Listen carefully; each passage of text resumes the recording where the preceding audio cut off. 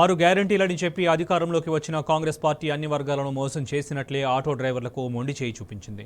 నమ్ముకుంటే నట్టేటా ముంచిన చందంగా ఆటో వాళ్ళ బతుకులను ఆగం చేసింది. దీంతో తమకు ఇచ్చిన హామీలు అమలు చేయాలంటూ ఆటో డ్రైవర్లు పోరుబాట పట్టారు. మోసపూరిత హామీలతో అధికారంలోకి వచ్చిన కాంగ్రెస్ సర్కారుతో తాడో పేడో తేల్చుకునేందుకు సిద్ధమయ్యారు.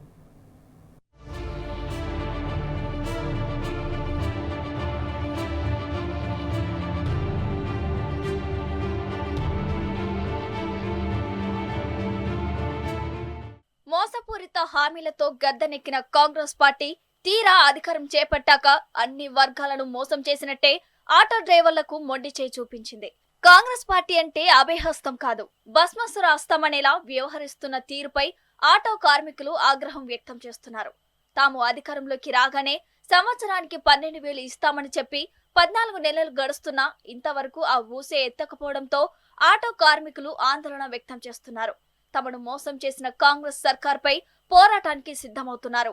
కాంగ్రెస్ ప్రభుత్వం ఎన్నికల మేనిఫెస్టోలో అనేకమైన ప్రకటనలు చేయడం జరిగింది.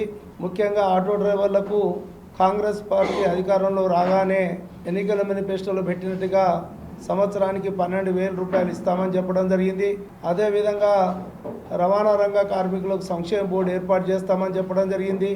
అదేవిధంగా ఆటో డ్రైవర్లు దీర్ఘకాలికంగా ఇబ్బంది పడుతున్న అనేకమైన సమస్యలు గత టీఆర్ఎస్ ప్రభుత్వం చేయలేదు 10 సంవత్సరాల్లో అని చెప్పి వీళ్ళ అధికారంలోకి ఆటో డ్రైవర్ల మన్ననలు పొంది ఓట్లు తీసుకొని అధికారంలోకి వచ్చిన తర్వాత దాదాపు 14-15 నెలలు అవుతున్న కాంగ్రెస్ పార్టీ ఒక్క హామీ కూడా అమలు చేయలేదు. దానికి తోడు మహాలక్ష్మి పథకం ద్వారా ఈ రాష్ట్రంలో ఫ్రీ బస్సును ప్రవేశపెట్టడం జరిగింది.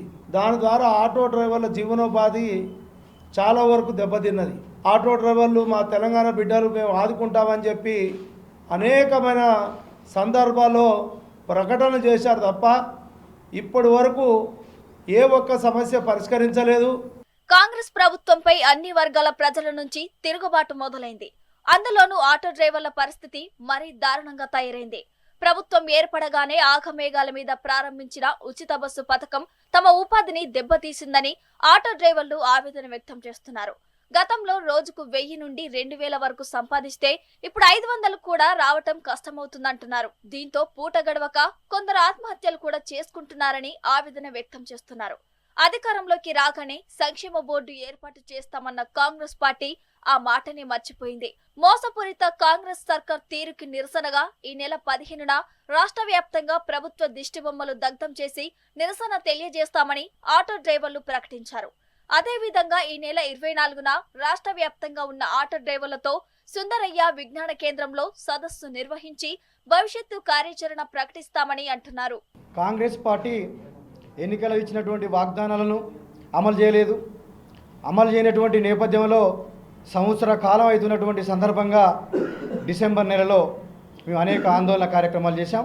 ఈ నేపథ్యంలోనే ఆ డిసెంబర్ 3వ తేదీలలో పొన్నం ప్రభాకర్ కలిసి మాట్లాడి మీరు సమ్మెను ఎందుకు చేస్తారు, మీరు సమ్మెను విరమించుకోండి, మేము సెక్రటరియట్లో మొత్తం అధికారులను కూర్చోబెట్టి సమస్యను పరిష్కరిస్తాం, మీరు సమ్మె చేసుకోవాల్సినటువంటి అవసరం లేదని చెప్పి ఆ రోజు చెప్పాడు. పిలిచినటువంటి నేపథ్యంలో మళ్ళీ 7వ తారీఖు నాడు కూడా కూర్చొని మేము మళ్ళా సమ్మెను విరమించాం.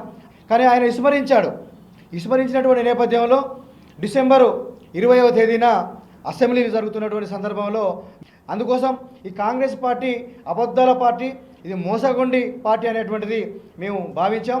సమస్యలన్నీ కూడా పెండింగ్లో ఉన్నాయి. మరి డ్రైవర్లు చాలా ఇబ్బంది పడుతున్నారు.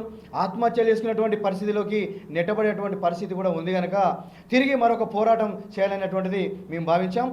రాష్ట్ర రవాణా శాఖ మంత్రి పొన్నం ప్రభాకర్ తో చర్చలు జరిపినా మా సమస్యలు దాటవేసే ధోరణి అవలంబిస్తున్నారని ఆటో సంఘాల జేఏసీ నేతలు ఆగ్రహం వ్యక్తం చేస్తున్నారు. ఇప్పటికైనా ప్రభుత్వం వెంటనే స్పందించి ఆటో మీటర్ రేట్లు పెంచాలని డిమాండ్ చేశారు. రాష్ట్రంలో అనేక సమస్యలతోటి అనేక సంవత్సరాల నుంచి ఆటో కార్మికులు సమస్యలు పేరుకుపోతూ ఉన్నాయి. వాటిని పరిష్కరించడంలో కూడా ఉన్నటువంటి ప్రభుత్వం కూడా పూర్తిగా విఫలమైంది. ఎన్నికలలో ఇచ్చినటువంటి హామీలను నెరవేర్చాలని చెప్పేసి మేము కోరుతా ఉన్నాం తప్ప వేరే కోరికలు కూడా ఏం కోరడం లేదు.